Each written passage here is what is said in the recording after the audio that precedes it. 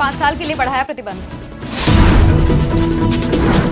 दिल्ली में पीएम मोदी ने की परीक्षा पर चर्चा, कई छात्रों की टेंशन को पीएम मोदी ने किया दूर। बिहार में पिछली सरकार के फॉर्मूले पर होगा विभाग बंटवारा, बीजेपी को मिलेंगे आरजेडी कोटे के विभाग।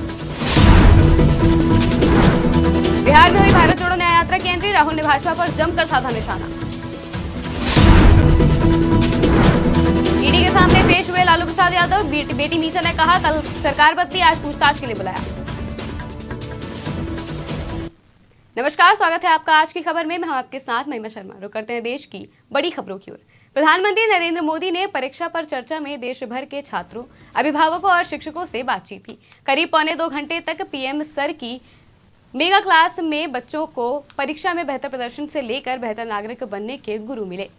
पीएम ने बच्चों के साथ साथ उनके माता पिता और शिक्षकों से भी बात की। प्रधानमंत्री ने बेहद सरल और मजेदार अंदाज में बच्चों के हर एक सवाल का जवाब दिया। कैसे बोर्ड परीक्षा की तैयारी की जाए, टाइम मैनेजमेंट कैसे हो, मोबाइल के दुष्प्रभाव से कैसे बचा जाए, इन सभी सवालों का जवाब पीएम मोदी ने दिया। प्रधानमंत्री नरेंद्र मोदी ने कहा, ये शिक्षक और माता पिता के लिए सोचने का विषय है कि ऐसा क्या कारण है कि हम पारिवारिक जीवन में भी विश्वास की कमी का अनुभव कर रहे हैं। ये विश्वास की कमी अचानक नहीं होती है, एक लंबे कालखंड से गुजर कर निकलती है। इसलिए हर माता पिता, हर शिक्षक और हर छात्र को बहुत बारीकी से अपने आचरण का विश्लेषण करना चाहिए। क्या आप जो कहते हैं उसका सच में पालन करते हैं?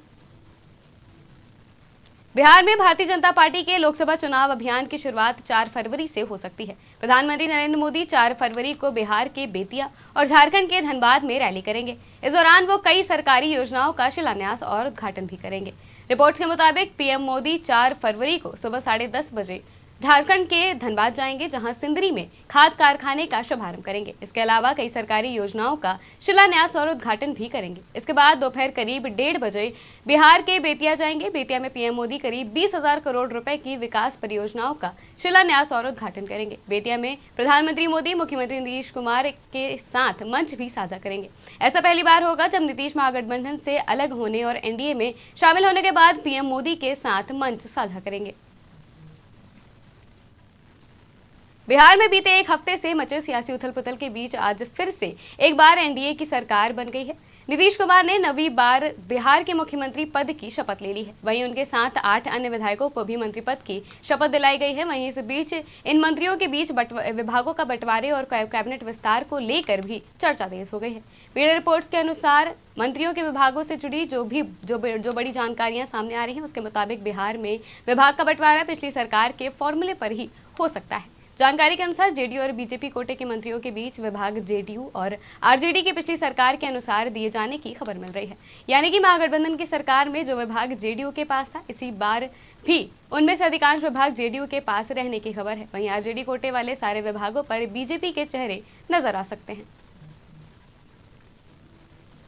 आरजेडी अध्यक्ष लालू प्रसाद यादव ईडी के सामने पेश हुए हैं, जिस पर आरजेडी सांसद और लालू प्रसाद यादव की बेटी मीसा भारती ने बयान दिया है। उन्होंने कहा, कल सरकार बदल गई और आज उन्हें पूछताछ के लिए बुलाया गया है। पूरा देश जानता है और बिहार की जनता भी देखती है। वो अस्वस्थ हैं, उन्हें चलने फिरने के लिए किसी की मदद की ज़रूरत है। मैंने उन्हें दवाएं दी हैं और अधिकारियों से कहा है कि जहां भी उन्हें मदद की ज़रूरत हो हमें फ़ोन करें। वहीं अधिकारियों ने हमें आश्वस्त किया है कि वो ऐसा ज़रूर करेंगे। आगे उन्होंने कहा, चुनाव नज़दीक है, इसलिए पीएम डरे हुए हैं और ऐसी चीज़ें ही कर रहे हैं। ये सरकार मेरे पिता को भी गिरफ्तार कर सकती है, लेकिन एक बीमार आदमी को गिरफ्तार करके उन्हें क्या मिलेगा? देखिए, एक बार हमने जब हम लोग आए थे हमने कोशिश करी थी, बट हमें अंदर नहीं जाने दिया गया था। लेकिन कुछ देर के बाद हमने फिर रिक्वेस्ट किया था कि उनको दवा देनी होती है, क्योंकि वो नाश्ता करके घर से आए थे और 1.5 घंटे के बाद उनको दवा देनी होती है। तो वो दवा मैं खुद लेके गई थी, पानी का बॉटल और ग्लास में वहाँ रख करके आई थी कि अगर उनको आवश्यकता होगी तो वहीं रखाई थी पीने के लिए। बस वही एक उनसे मुलाकात हुई थी उस समय। उसके बाद आई थिंक प्रश्न उस समय पूछताछ चल ही रहा था, जाने दिया गया था उस समय। उसके बाद नहीं जाने दिया गया है।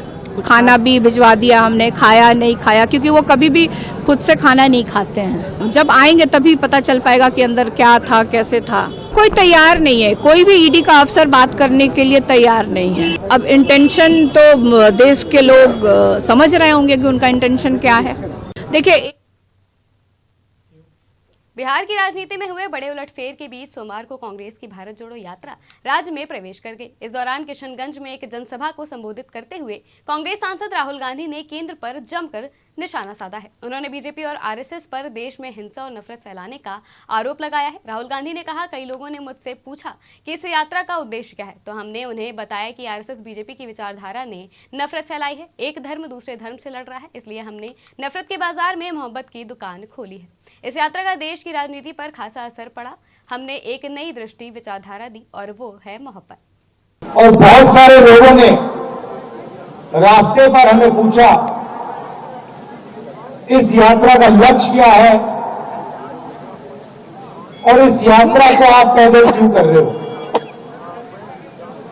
तो हमने समझाया कि देश में आरएसएस की विचारधारा,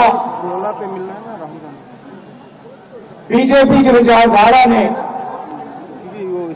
हिंसा और नफरत फैला रखी है। भाई भाई से लड़ रहा है, एक धर्म का व्यक्ति दूसरे धर्म के व्यक्ति से लड़ रहा है, भाषाओं के बीच में लड़ाई हो रही है, एक जात दूसरी जात से लड़ रही है। और हम चाहते थे जो ये मोहब्बत का देश है, इसमें फिर से, जैसे मैंने कहा, नफरत के बाजार में मोहब्बत की दुकान खोलनी चाहिए।